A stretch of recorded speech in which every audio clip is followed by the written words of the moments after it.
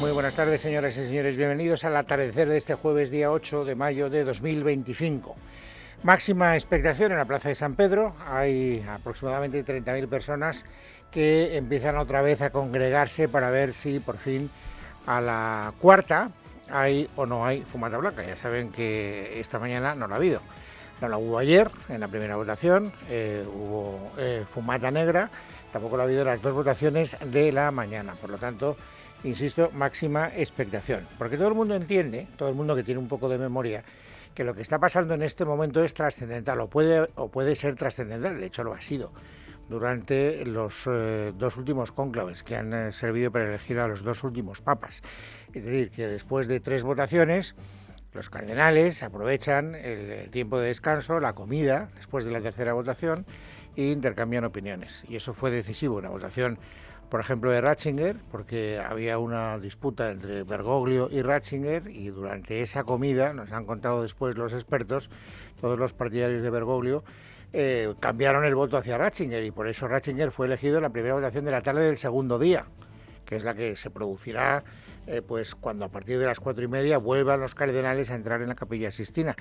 Y en el caso de Bergoglio, pues hizo falta una votación más, pero también fue elegido en la segunda votación del segundo día, es decir, en la quinta votación, porque la primera fue ayer, como todos ustedes saben.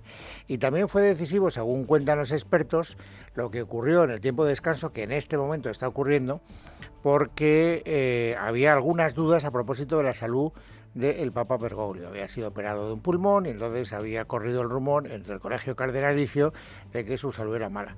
Y entonces ocurrió algo que nos han contado después con mucho detalle, que es una gran irregularidad. Saben ustedes que cuando los cardenales se constituyen en conclave, hacen un juramento de que no pueden hablar y que no pueden hacer, digamos, ningún tipo de campaña a favor de uno o de otro. Esto forma parte de la escrupulosa liturgia de la Iglesia Católica.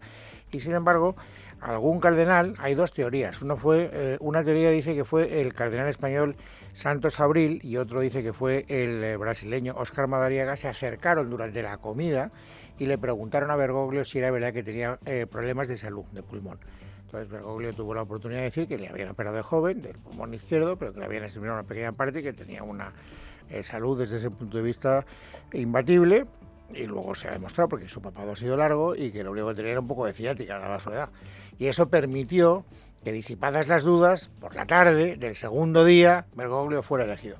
¿Esto quiere decir que va a ser elegido en la segunda tarde, es decir, esta tarde, o bien en la primera o en la segunda votación, el Papa 267 de la Iglesia Católica? No tengo ni la más remota idea. Les digo que hasta ahora es normal lo que está ocurriendo y por eso la expectación es máxima. Fíjense, les voy a dar algunos datos. Aparte de las 30.000 personas que se dieron cita ayer en la Plaza de San Pedro y que es previsible, y esta mañana, y es previsible que esta tarde vuelvan a reunirse esas 30.000, hay 5.300 periodistas acreditados en la Plaza de San Pedro. Se están pagando auténticos dinerales por los balcones con mejores vistas a la chimenea, por donde sale el humo, ya sea blanco o ya sea negro. Hasta 500 euros al día, según las informaciones que he leído. Y, por supuesto, todas las televisiones del planeta están conectando en directo cuando llega el momento en el que la fumata salga a través de esa chimenea. Por lo tanto, vuelvo a repetir, este es el gran acontecimiento que el mundo entero, hay 1.400 millones de católicos en el mundo entero, están esperando. Esta mañana ha habido a las 11:51 fumata, de color negro. Verónica Jorro. La ronda de votación matutina ha concluido sin consenso. Las papeletas quemadas en la segunda votación de la mañana han mostrado humo negro elevándose por la chimenea de la Capilla Sixtina.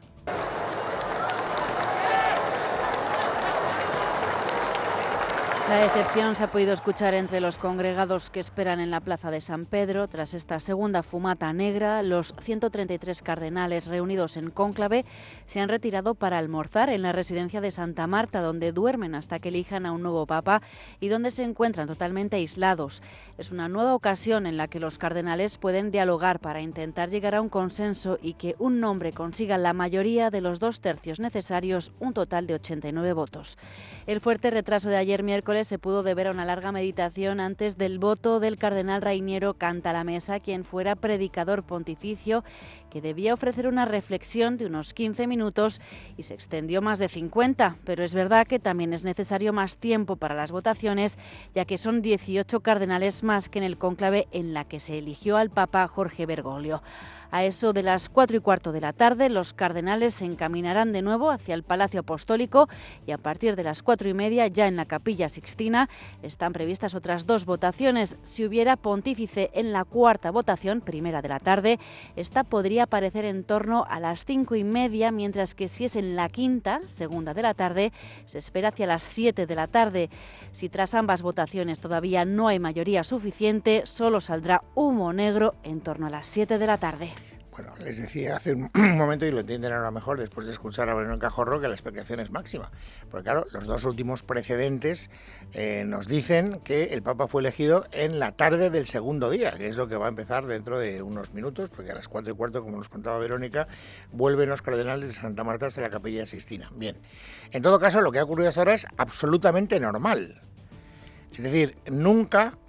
En lo que va de siglo, bueno, no, me parece que hay un precedente, en 1939, pero lo normal es que en las 3 primeras votaciones no haya papa. Insisto, creo que solo ha habido una excepción. Lorena López Lobo. En los últimos 100 años, solo un pontífice ha sido elegido en tercera votación. Ocurrió en 1939 y fue el segundo cónclave más rápido de la época moderna. Solo 3 escrutinios hicieron falta para hacer papa a Pío XII en el mismo día en el que comenzó el cónclave. Era el candidato más seguro y fiable en un momento muy complejo en vísperas de la Segunda Guerra Mundial. Sin embargo, la historia reciente nos dice que esto no es lo habitual, ya que los 3 conclaves anteriores a este han durado entre 2 y 5 días y han sido necesarias entre 4 y 8 votaciones. En el último, en el de 2013, Jorge Mario Bergoglio fue elegido el segundo día tras 5 escrutinios. También el segundo día fue nombrado Benedicto XVI, pero a la cuarta votación. Un poco más le costó a su antecesor Juan Pablo II. Stage Entertainment presenta. Bye bye, Aladdin, el musical de Disney se despide, pero nada de caras largas, ¿eh? Hasta el 20 de julio seguimos en Madrid. Hay un genio tan genio. Consigue ya tus entradas.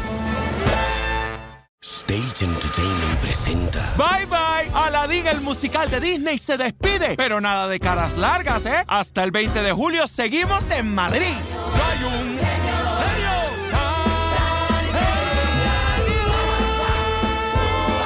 Consigue ya tus entradas. Quien en 1978 requirió de 8 escrutinios repartidos en 3 días de reuniones cardenalicias. Pero lo cierto es que el retraso ayer tarde de esa primera y esperada fumata negra en la chimenea vaticana a las 9 de la noche, casi hora y media más tarde de lo esperado, despertó las expectativas en la plaza de San Pedro y ha desatado especulaciones sobre el porqué de tanta demora. La portavocía vaticana lo achaca al alto número de cardenales que participan en el encuentro, 18 más que en el de Francisco, gran parte de ellos novatos que no conocen el procedimiento. También ha podido influir la duración del rezo inicial del cardenal Cantalamessa, el predicador pontificio, al que se le había pedido una meditación de 15 minutos que se prolongó finalmente 45. Otras voces apuntan incluso a que habría un cardenal enfermo, el bosnio Vinko Puljic, que no habría podido votar desde la Capilla Sixtina, reclamando entonces el desplazamiento de un grupo de cardenales elegidos, los infirmari, encargados de recoger su papeleta en la residencia Santa Marta, una labor que ayer explicaba en este programa el experto vaticanista y escritor Eric Fratini. Los infirmaris portan como una especie de urna pequeña de bronce y plata que solamente es utilizada en caso de que uno de los 133 cardenales electores no pueda trasladarse desde Santa Marta a la Capilla Sixtina. Entonces ese grupo de 3 cardenales acude a la habitación de ese cardenal que a lo mejor está enfermo con gripe o lo que sea, y para que pueda depositar su voto. Hipótesis más extravagantes barajan incluso que se esperase a dar el resultado después de las vísperas, para que además coincidiera con el horario de máxima audiencia de los informativos. Bueno, en resumen del resumen, hay que estar atentos a 2 momentos horarios esta tarde. 5:30 de la tarde, es lo que dicen los expertos vaticanistas, porque si sale elegido en la primera votación vespertina, aproximadamente a esa hora, aparecería el humo blanco por la chimenea, la fumata blanca, y si no, hay que estar pendiente a las 7 de la tarde. Si no hay fumata a las 5:30, quiere decir que no ha habido elección en la cuarta votación, y por lo tanto a las 7 de la tarde aparecerá la fumata de las 2 votaciones de la tarde. Si sale elegido en la segunda, habrá fumata blanca. Por tanto, 5:30, que puede haber fumata o no. Si la hay, tiene que ser necesariamente blanca, y si no, a las 7 de la tarde, donde nos contarán cómo han transcurrido las 2 votaciones del día. Si hay fumata blanca, quiere decir que ha habido elección del Papa en la quinta votación, que es lo que ha ocurrido en las 2 últimas elecciones de los papas, como ya les hemos contado. Bien, todo es lo que les podemos contar. Si hay fumata blanca a las 5:30 de la tarde, tendremos la oportunidad de contarlo en este programa en directo, y haremos todo el despliegue que podamos para que ustedes tengan la mejor información. Y si es a las 7, aunque el programa acabe, pues también haremos lo posible, pues desde luego esta casa se va a volcar, y con Dieter Brandau, conmigo mismo, con quien haga falta, también les acompañaremos y les daremos toda la información posible. Bueno, esto por lo que respecta al gran asunto informativo, no solo en nuestro país, sino, insisto, en todo el planeta. Si ahora hablamos de los acontecimientos informativos destacados este jueves en España, tenemos que hablar de una nueva votación que ha salvado in extremis el gobierno. Había que convalidar el decreto de las medidas arancelarias. Sabíamos que tenía el gobierno grandes posibilidades de salvarlo, porque Podemos había decidido abstenerse, no votar en contra, y que Junts pues probablemente lo iba a apoyar. Ahora veremos por qué lo ha apoyado, y ahora veremos además hasta qué punto es coherente con, el código de conducta que ya nos había anunciado que iba a mantener en el futuro. Por lo tanto, noticia. Se convalida el decreto y el gobierno salva la votación. Por eso el ministro Cuerpo hoy estaba especialmente contento. Estoy muy contento. Era una votación importante y afortunadamente hemos conseguido los votos como para sacarla adelante, y contento también por las empresas y los trabajadores que van a poder beneficiarse de estas medidas que habíamos puesto sobre la mesa, y ahora ya pensando en el trabajo que nos queda por delante, lamentar que no haya podido ser por unanimidad, pero bueno, seguir tendiendo la mano a que a partir de ahora sigamos teniendo esa posibilidad de acuerdo para lo que viene. ¿Quién le ha sacado las castañas del fuego? Junts per Catalunya. No es ninguna novedad. Y naturalmente eso no es gratis. Lo digo porque ayer, en el debate en el Congreso de los Diputados, se produjo una declaración muy sincera por parte de Míriam Nogueras, que es la portavoz de Junts en el Congreso de los Diputados, que yo le agradecí. Ya lo sabíamos, era un dato muy conocido, pero bueno, que lo dijera con todo desparpajo, pues nos despejaba muchas dudas.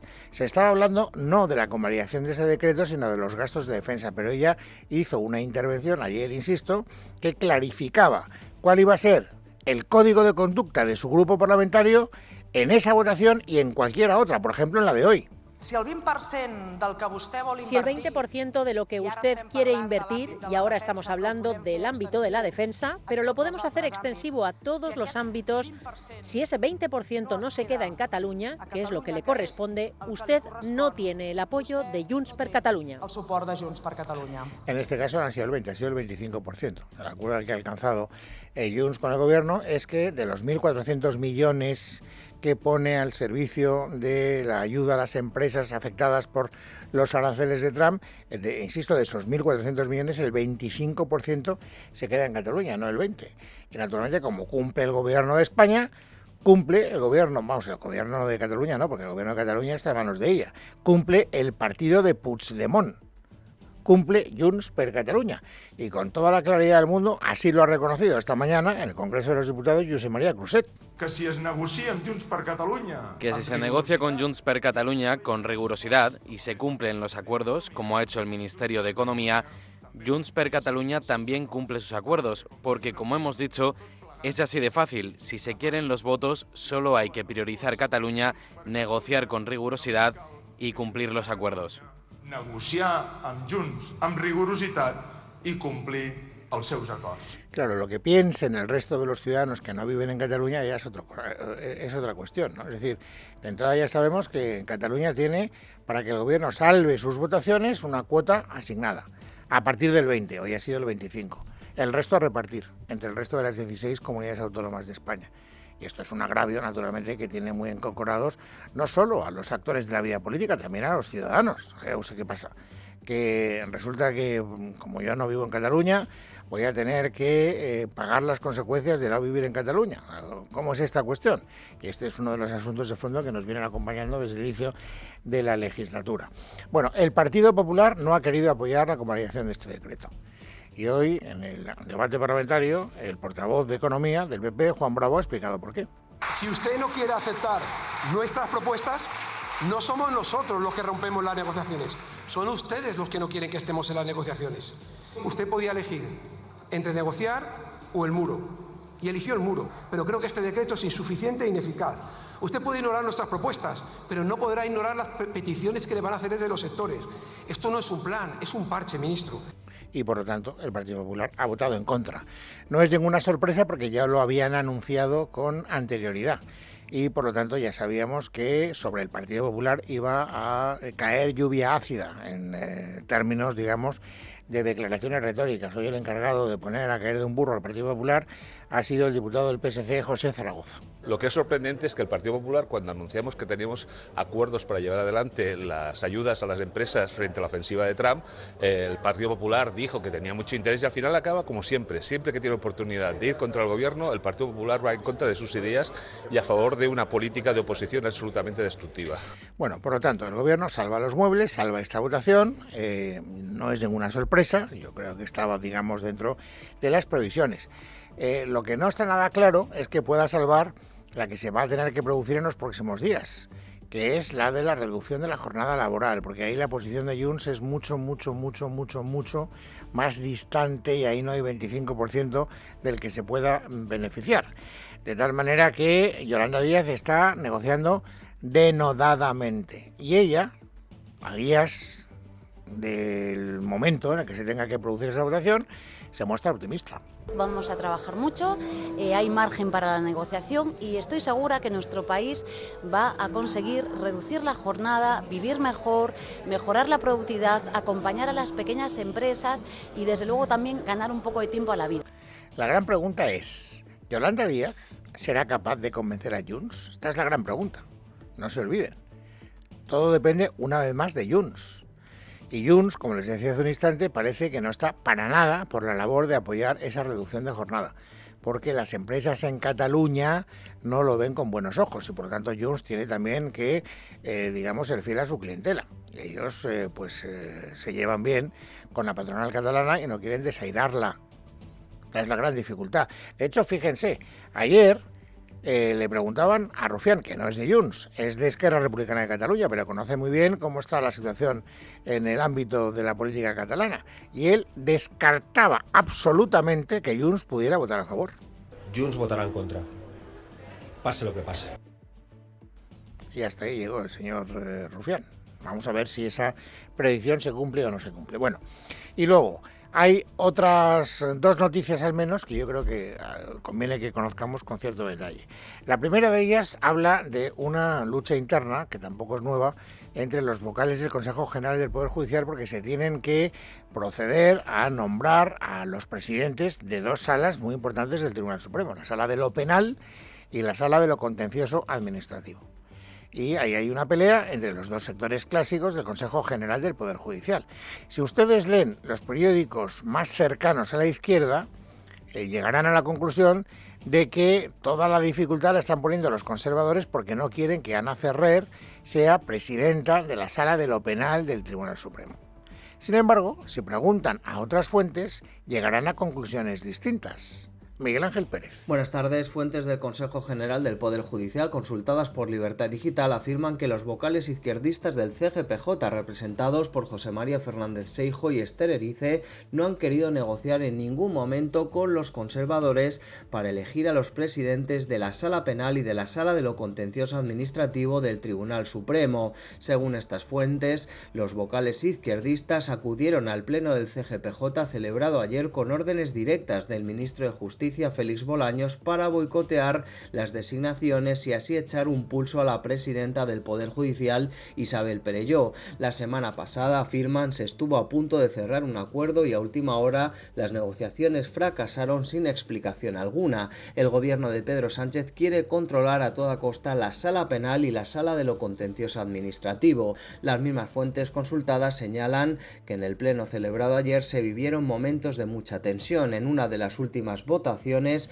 Isabel Perelló llegó a tomar la palabra y, visiblemente indignada y enfadada, afirmó que el bloqueo en las designaciones es un ataque contra el Tribunal Supremo. El problema es que no hay de momento ningún tipo de predicción, no hay visos de que ese bloqueo pueda acabar por lo menos a corto plazo. Ojalá que Isabel Perelló tenga la capacidad de deshacer ese enfrentamiento. Bueno, y luego, otro asunto que les quiero contar.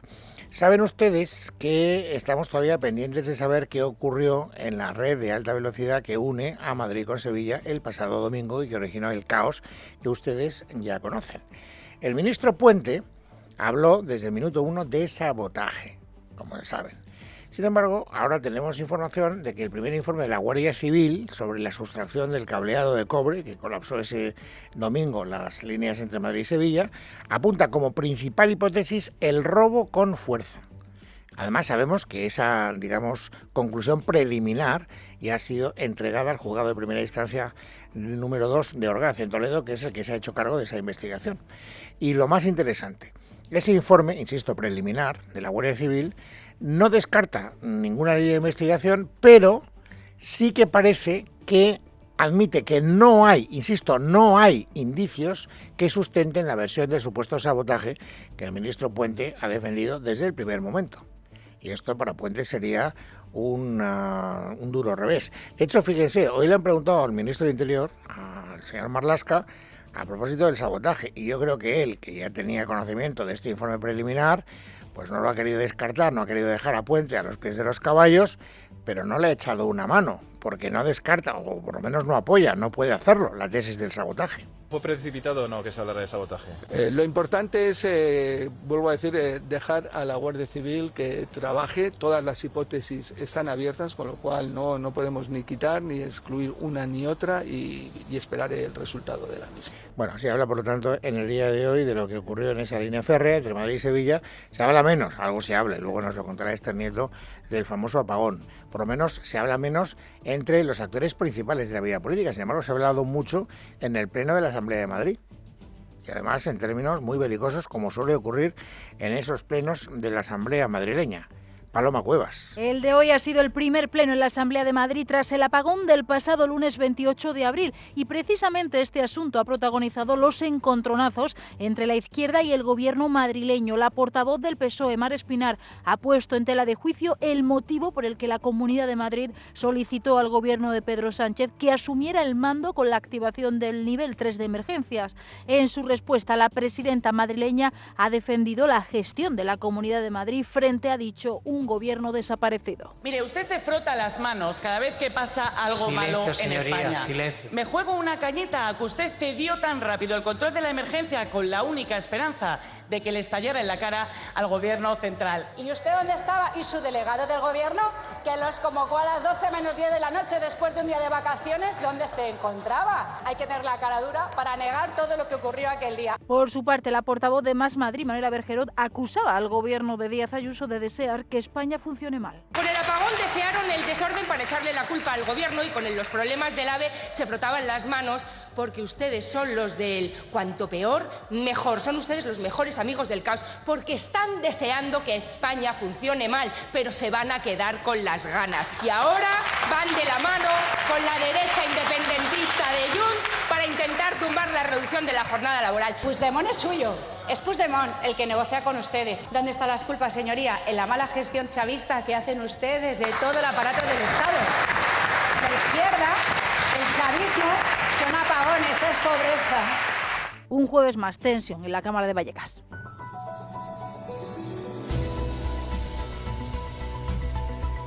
Es jueves, es día 8 de mayo de 2025. Vamos, amigos, ahora a completar el paisaje informativo sobresaliente del día. Esther Nieto, bienvenida, buenas tardes. Buenas tardes, Luis. Continuamos con el apagón masivo que dejó sin suministro eléctrico a España y Portugal el pasado 28 de abril, porque hoy la vicepresidenta tercera y ministra para la Transición Ecológica, Sara Gessen, ha señalado que espera que el informe oficial esté listo antes de 3 meses.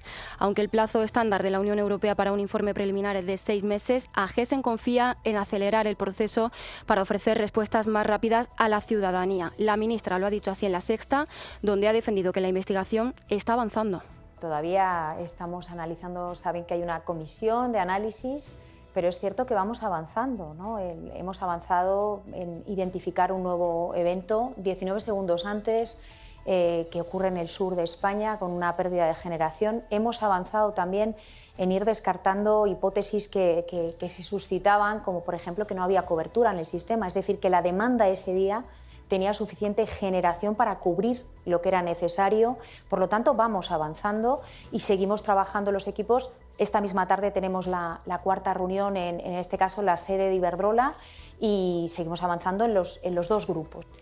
Y ya has contado, Luis, que el Congreso ha dado luz verde al decreto antiaranceles pese al voto en contra de PP, Vox y UPN. Así que vamos a hablar de los aranceles, pero fuera de nuestro país, porque mientras varios países afectados negocian en Washington, hoy se ha anunciado un importante acuerdo comercial entre Estados Unidos y el Reino Unido.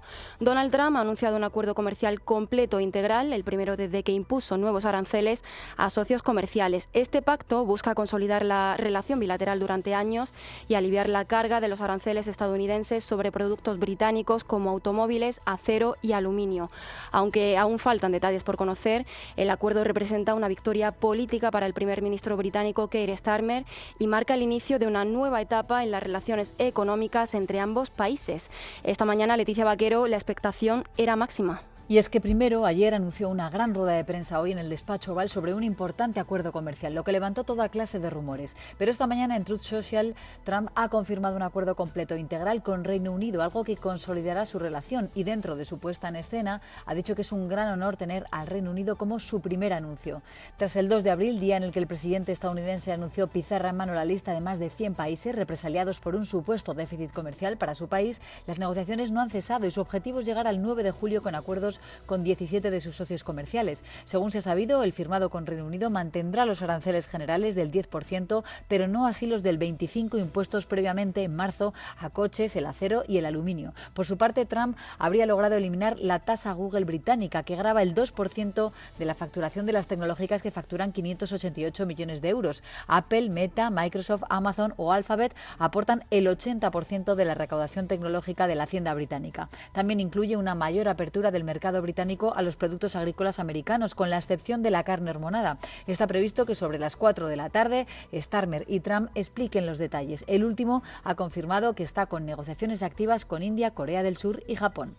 Y por cierto, que Bruselas ha decidido intensificar su respuesta a la guerra comercial con Estados Unidos tras los aranceles masivos impuestos por Donald Trump a productos europeos. La Comisión Europea ha anunciado que denunciará a Estados Unidos ante la Organización Mundial del Comercio por considerar ilegales estos aranceles, y al mismo tiempo ha preparado una lista de represalias que incluye posibles aranceles a productos estadounidenses por valor de 95.000 millones de euros, afectando desde bienes industriales hasta agrícolas. Y recordarán que el pasado 30 de abril, la vicepresidenta segunda y ministra de Trabajo, Yolanda Díaz, presentó la Comisión de Evaluación de la Reforma Laboral, en la que se analizó el empleo temporal en España. Comisión en la que la ministra celebró que la tasa de temporalidad privada había bajado casi 12 puntos en 2024. Sin embargo, Yolanda Díaz decidió omitir los datos referentes al sector público. Bueno, pues a los funcionarios se les está acabando la paciencia, y este jueves el sindicato mayoritario CESIF ha alertado de que la elevada temporalidad en el empleo público español, que supera el 35% y llega a más del 50% en sectores como sanidad y universidades, incumple el compromiso adquirido con la Unión Europea de reducirla al 8% antes de finales de 2024, lo que podría acarrear una multa millonaria desde Bruselas. Pero esto no es todo. Además, CESIF denuncia el retraso en el pago del 0,5% del incremento salarial correspondiente a 2024. Es decir, los sueldos de más de 3 millones de empleados públicos continúan congelados porque el Gobierno está bloqueando la negociación por la falta de presupuesto presupuestos generales del Estado. Así que ante esta situación CESIF amenaza y propone del mismo modo a otros sindicatos como Comisiones Obreras y UGT movilizaciones conjuntas si el Gobierno no actúa. Escuchamos a Miguel Borra, presidente de CESIF. Creemos que ha llegado el momento de una gran movilización en toda España para que el Gobierno atienda las necesidades de los servidores públicos, que elogia por su papel en la Dana o en el apagón, pero que después maltrata en sus condiciones laborales. Esta misma mañana vamos a ponernos en contacto con las otras dos organizaciones representativas en la función pública para que CESIF, UGT y Comisiones Obreras preparemos una protesta conjunta. Y tenemos novedades en la investigación de la Dana en la Comunidad Valenciana porque la jueza de Catarroja, Nuria Ruiz Tobarra, ha calificado como grosera negligencia la actuación de los dos altos cargos del gobierno de Carlos Mazón que están siendo investigados por su papel durante la tragedia en la que murieron 228 personas. Ambos, la exconsejera de Justicia e Interior Salomé Pradas y el exsecretario autonómico de Emergencias Emilio Argüeso, fueron cesados tras el desastre y han declarado como imputados, defendiendo su gestión y descargando responsabilidades en otros organismos y técnicos. Bueno, pues ahora la jueza considera que su actuación fue especialmente grave por la falta de diligencia ante las alertas meteorológicas y la gestión de la emergencia. Hoy también quien ha hecho declaraciones sobre este asunto ha sido la ministra de Ciencia, Diana Morán, que ha acusado al Consell de no estar a la altura. A mí me generan tristeza y mucha indignación porque tenemos un Consell que no está a la altura.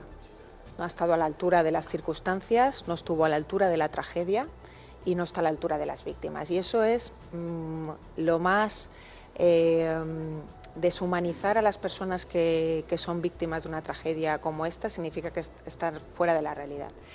Y terminamos con la crónica regional porque el Gobierno Municipal de Madrid ha decidido no pronunciarse sobre la continuidad o confianza en Pablo Enrique Rodríguez, director general de la Policía Municipal, hasta que éste regrese de su baja médica iniciada tras la polémica por el atropello a una niña en el que estuvo implicado el coche oficial en el que viajaba.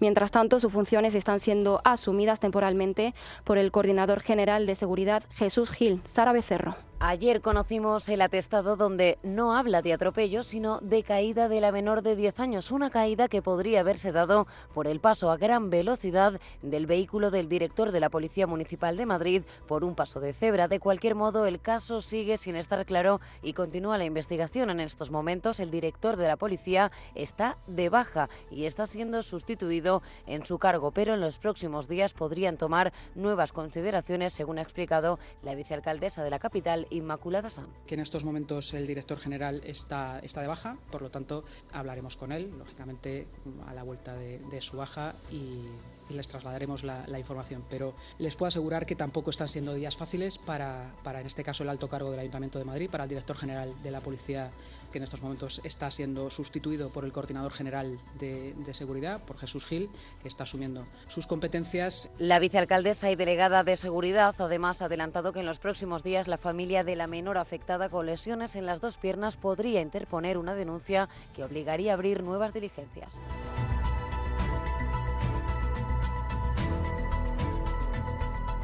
En Casa de Herrero, con Luis Herrero. Es Radio.